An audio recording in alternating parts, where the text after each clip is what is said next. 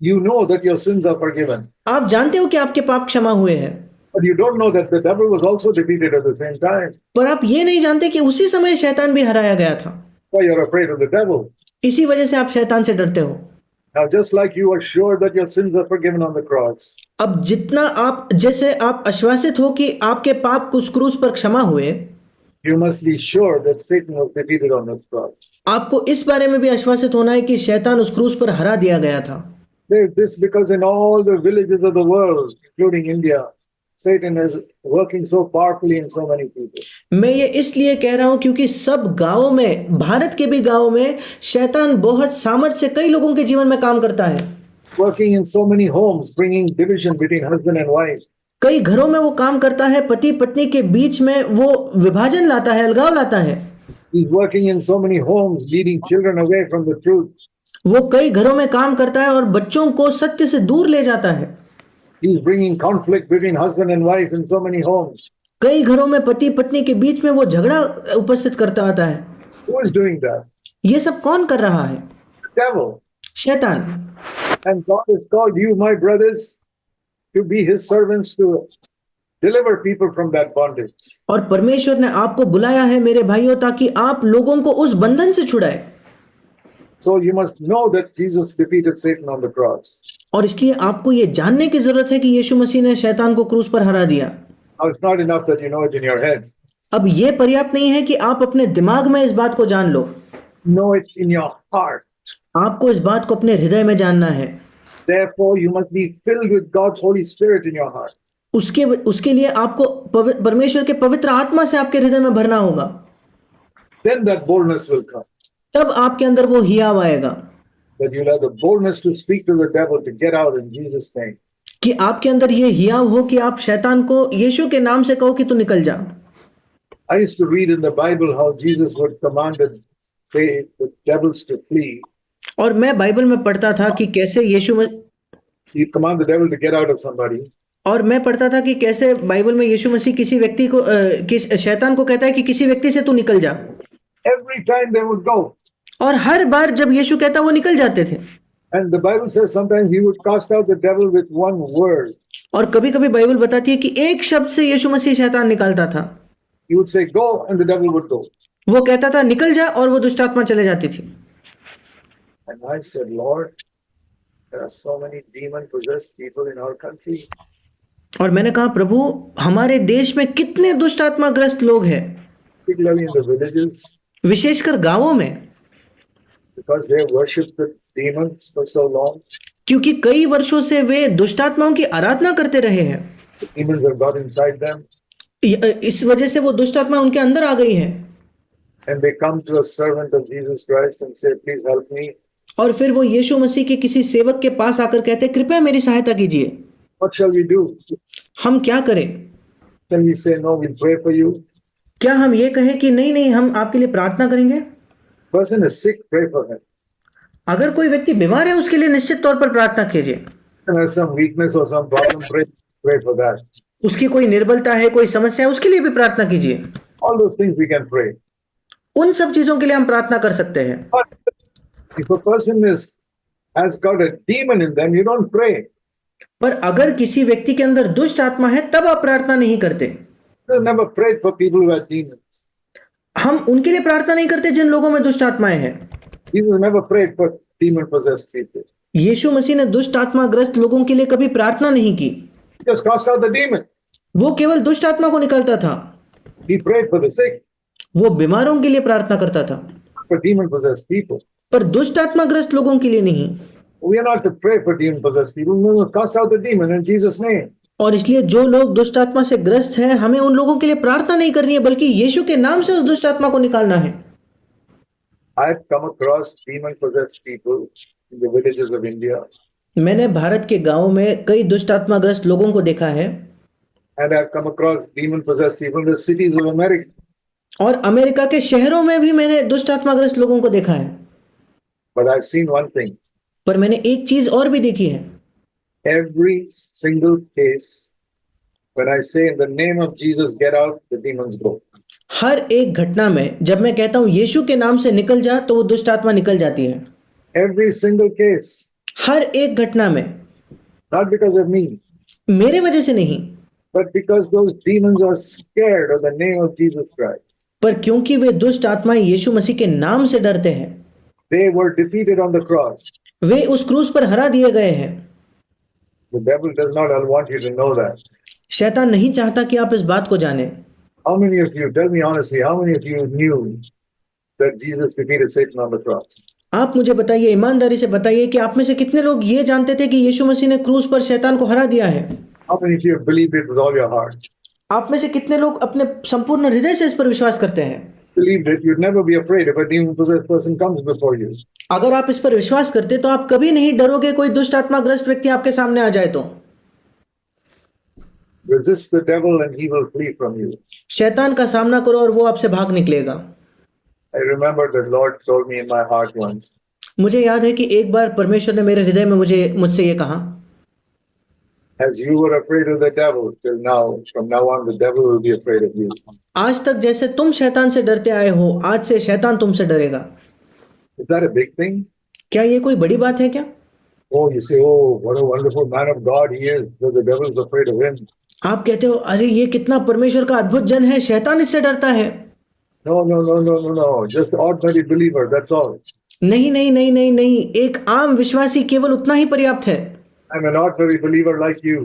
मैं आप ही की तरह एक आम विश्वासी हूँ। The only difference is I believe what God says. अंतर केवल इतना है कि मैं उस पर विश्वास करता हूँ जो परमेश्वर कहता है उस पर। God says, submit to God, resist the devil, and the devil will run away from you. परमेश्वर का वचन कहता है, परमेश्वर के अधीन हो जाओ, शैतान का सामना करो, शैतान तुमसे भाग निकलेगा। Isn't that written in your Bible? क्या यह आपके बाइबल में नहीं लिखा है क्या? I showed it to you in James 4:7. मैंने आपको याकूब 4:7 में ये दिखाया। What is the difference between you and me? आप में और मुझ में क्या अंतर है? It's written in my Bible, it's written in your Bible.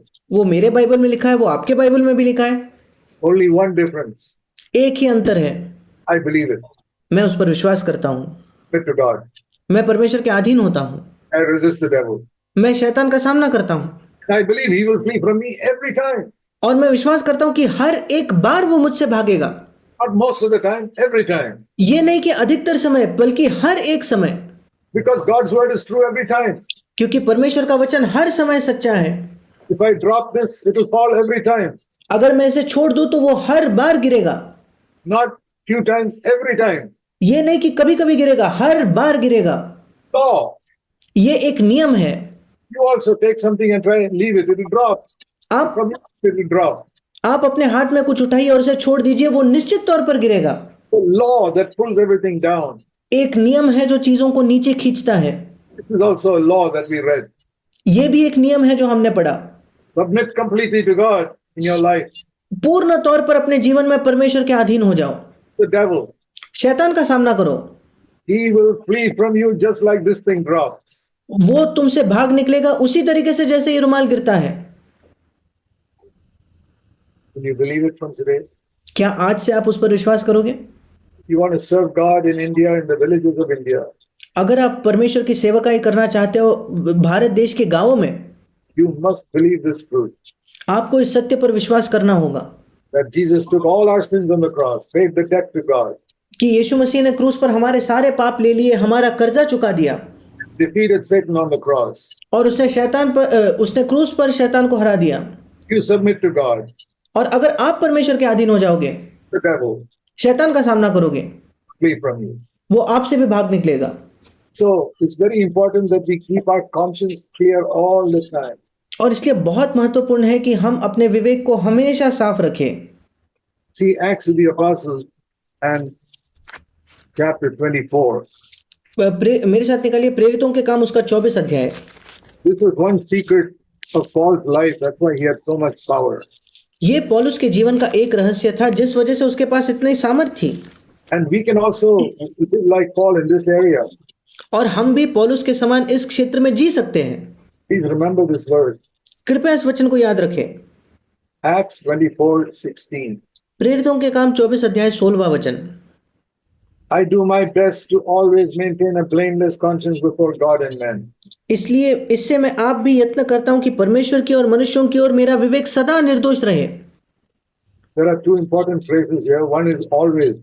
दो मुख्य बातें शब्द यहाँ हैं, एक है सदा always means 24 hours a day, 7 days a week. सदा मतलब हमेशा, दिन के 7 हफ्ते के 7 दिन और दिन के 24 घंटे। Just like we breathe continuously, 24 hours a day, 7 days a week. जैसे हम निरंतर सांस लेते हैं 24 घंटे 7 दिन, Even when we are asleep, we are breathing. जब हम सोते हैं तब भी हम सांस ले रहे होते हैं। So we must have in the same way a blameless conscience 24 hours a day. बिल्कुल वैसे ही हमें अपने जीवन के 24 घंटे में एक निर्दोष विवेक हमारा होना चाहिए।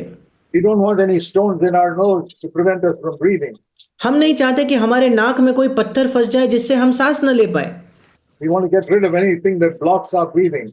हमारे सांस लेते वक्त अगर कोई भी बाधा आती है हम उसे हटा देना चाहते हैं। If our nose is blocked, we try and blow out the nose. और इसलिए कभी हमारा नाक भी बंद हो जाए हम उसे किसी तरीके से नाक को उस चीज को निकालना चाहते हैं। We want to breathe freely all the time. क्यों? क्योंकि हम खुली तौर पर सांस लेना चाहते हैं। Keeping a good conscience is like that. एक अच्छा विवेक रखना बिल्कुल ऐसा ही है। You stop breathing, you die. अगर आप सांस लेना छोड़ देते हो तो आप मर जाओगे। You don't keep your conscience clear, you die spiritually. अगर आप अपना विवेक साफ नहीं रखते हो तो आत्मिक तौर पर मरोगे। It says here, always. यहाँ लिखा है सदा, निरंतर। All the time, Paul said, I keep my conscience clear. पौलुस कहता है निरंतर मैं अपने विवेक को साफ रखता हूँ, Before God and before men. परमेश्वर के सामने और मनुष्यों के सामने। We must keep our conscience clear always before God, before men. हमें अपने विवेक को निरंतर परमेश्वर के सामने और मनुष्यों के सामने साफ रखना है। That means if a thought comes into your mind that only God saw, इसका मतलब अगर आपके मन में एक ऐसा विचार आया जो केवल परमेश्वर ने देखा bad thought, और वो बुरा विचार था, a lustful thought after some woman, किसी स्त्री के प्रति कुदृष्टि लालसा का विचार था, or it's a bitter thought against somebody whom you hate, या किसी व्यक्ति जिससे आप घृणा करते उसके प्रति कड़वाहट का विचार था, you must get rid of it immediately. आपको तुरंत वो विचार निकाल देना है। Lord, I'm sorry for that thought, I don't want it. और कहिए परमेश्वर मुझे क्षमा कर, मैं वो विचार नहीं चाहता। I'm sorry for that anger against that man, forgive me, I'm sorry. उस मनुष्य के प्रति मैं गुस्सा हो गया, उसके लिए मुझे क्षमा कर प्रभु, मुझे माफ कर। I didn't say anything, the anger was only in my mind. मैंने कुछ कहा नहीं, पर वो गुस्सा केवल मेरे मन में था। I have to confess it to God. मुझे परमेश्वर के सामने उसे कबूल करना है। You confess anger when it comes into your mind before God, it will never come out of your tongue. अगर आप हर बार परमेश्वर के सामने उस गुस्से को अंगीकार करो जो आपके मन में आता है तो वो कभी आपके मुंह से नहीं निकलेगा। You get angry because you allow it to come into your mind first. आप क्यों गुस्सा होते हो? क्योंकि सबसे पहले गुस्से को आप अपने मन में आने देते हो। You get angry with your wife. जब आप अपने पत्नी से क्रोधित होते हो, Something came into your mind first. कुछ विचार पहले आपके मन में आया You did not throw it away. और आपने उस विचार को नहीं निकाल फेंका, You kept it there, it came out through your tongue. आप उस विचार को वहीं रहे और वो आपके जबान से बाहर निकला। You control your mind, you'll be able to control your tongue. अगर आप अपने मन पर नियंत्रण बना लोगे तो अपने जबान पर नियंत्रण बना पाओगे। Bad thought comes into your mind, reject it. I don't want it, Lord. और इसलिए जिस क्षण कोई बुरा विचार आपके मन में आता है उसका इनकार कीजिए, प्रभु मैं ये नहीं चाहता। And if in a moment of weakness you do get angry with your wife and you say something rude to her, और अगर किसी निर्बलता के क्षण में आप अपने पत्नी पर क्रोधित भी हो जाते हो और कुछ बहुत गुस्से से उसे कह देते हो, realize it immediately. Sorry uncle, You realize that immediately. और आपको तुरंत उसका एहसास होता है। What should you do? आपको क्या करना चाहिए? Go to your wife. अपने पत्नी के पास जाइए Say, I'm sorry for saying that. और कहिए मैंने जो कहा उसके लिए मैं माफी चाहता हूँ। The sad thing that our Indian culture, we think it is shameful to apologize to Allah. और बहुत दुख की बात है कि हमारे भारतीय संस्कृति में हम एक शर्मिंदगी की बात समझते हैं कि अपने पत्नी से जाकर माफी मांगना।